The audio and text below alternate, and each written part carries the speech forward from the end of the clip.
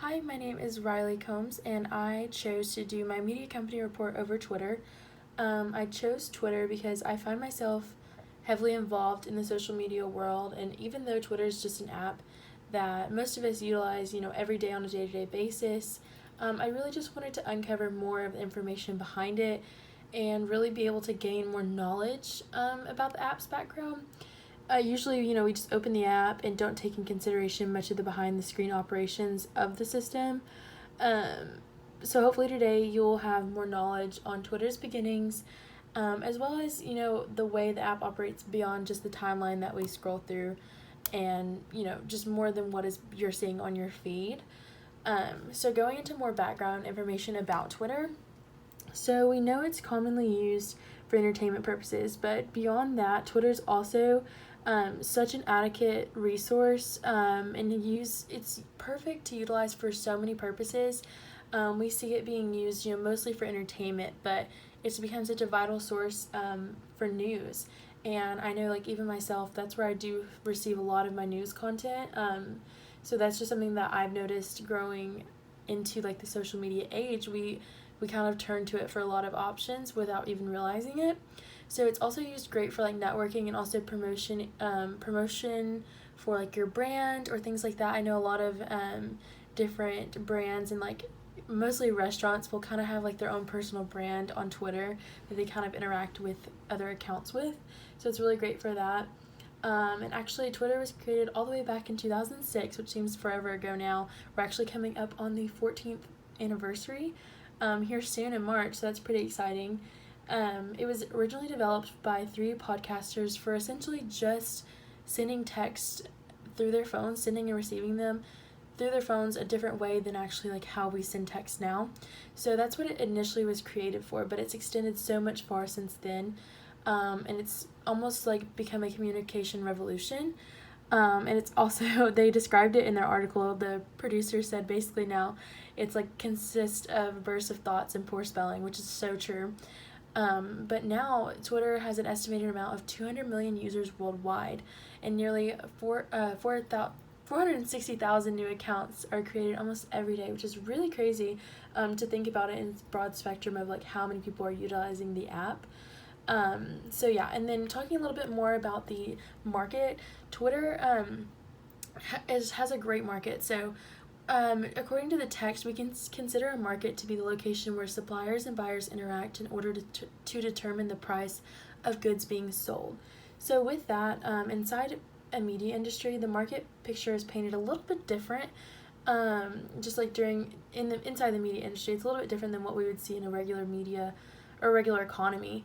For instance, there's more consumer and media firm transactions. So say there's a consumer. So say you as the individual is a consumer, and a media firm such as like Netflix or a streaming service.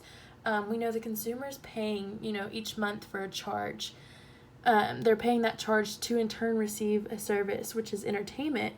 And so the entertainment is considered the goods, and then the compensation, of course, is the money. So that's kind of the market. That's where you're having the suppliers and buyers interact for those goods being sold. So that's just kind of like the inside of it within the media economy.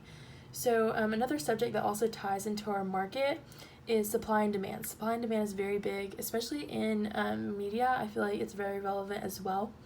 As we understand, supply and demand it's an equilibrium between the goods being sold and then also the goods the producer can offer, and the quantity of the goods being offered as well, that the consumers are seeking to acquire. So we have to look at that demand and supply relationship, and if the demand goes up, then supply goes down, and vice versa. So we know that to be very true. That's throughout many markets, but as well as with media.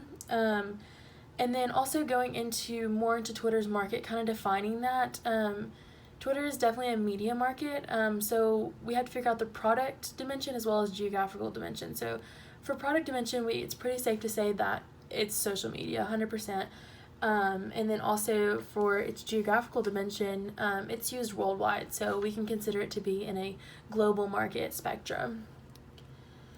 So going into more about the business model for Twitter, we know social media loves algorithms. Algorithms are like the new thing for social media.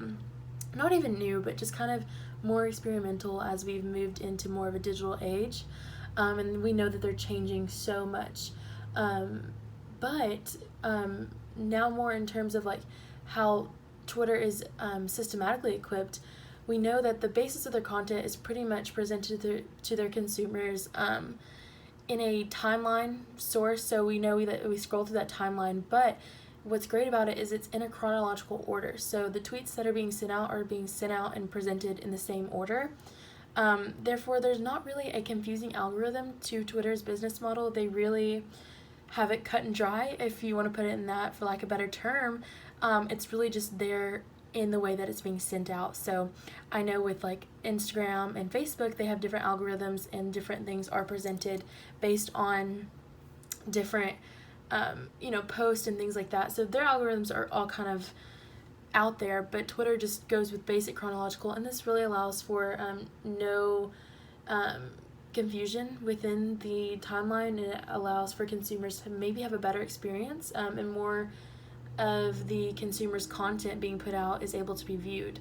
We don't know exactly this, but with having it in chronological order may allow for more traction and more traffic to come through, therefore resulting in more engagements for people's for their content being put out. Whereas on social media such as Instagram, your posts may not come across to all of your followers. So that's just something that to consider about Twitter. It's very unique in that sense, as it just puts it out cut and dry, like in the order it's being sent out in. So then moving on to like the different types of business models. The text describes business model as being a couple different meanings, but it's basically the baseline of it is associated with how revenue is acquired, which there's 4 different types of the business models included in the text, and it kind of includes in advertising, subscriptions, and then hybrid subscription advertising, and also pay-per-use. So with that, Twitter is very in the advertising realm, just because they're not getting compensated for you tweeting a tweet. They are getting compensated for paying advertising, or paid advertisement, I guess you could say, on their app. So if you scroll through and you can see below tweets, it'll say like paid promotion, or it'll say sponsored, and you can see that sponsored content. So that's a business model they follow, and that's where their profit is able to be made, is through those content promotions, and which is also countered on how many views that advertisement also receives. So when you're scrolling through your feed and your timeline, that's what's being counted as the compensation for that, is the views it's seeing for that advertisement. So then going more into the target market for Twitter, we know that a media firm, or even just any social media outlet, their content output is determined solely on their target audience. So who are they trying to reach? What are they trying to do for their audience? And how are they keeping their attention to their media firm? So of course, if consumers have a positive experience, they're always going to keep returning. So for Twitter, they want to create an experience, not just since they're not creating content necessarily, like some like say like a media firm such as like a conglomerate studio, that kind of thing. They would be creating content, therefore that's what would keep the people coming back. But since they're not creating content, rather they're creating an experience for their users, this may look a little different for them. But like I said, the positive experience, of course, is going to keep them returning.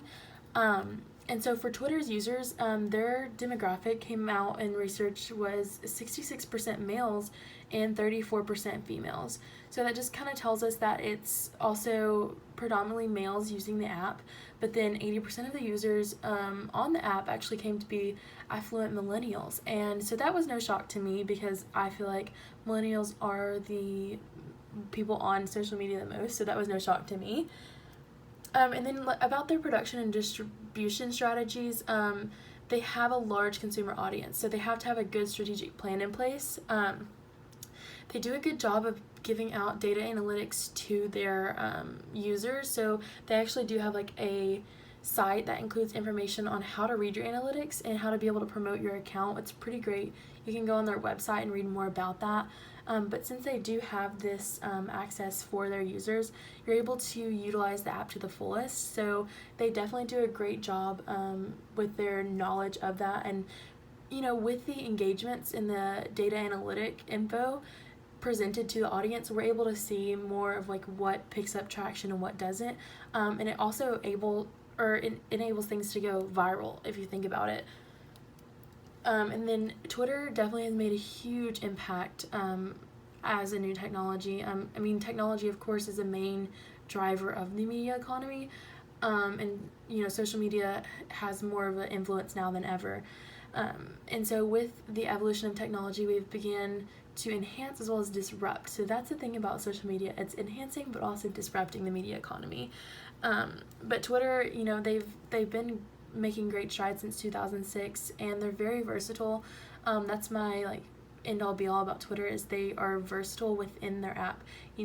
There's been many substantial effective movements for civil rights. It's changed the way we've consumed our news. People have gotten hired through the app by going viral. There's news, pop culture, anything on there, you can name it, and it's there. And then some wrap-up ideas.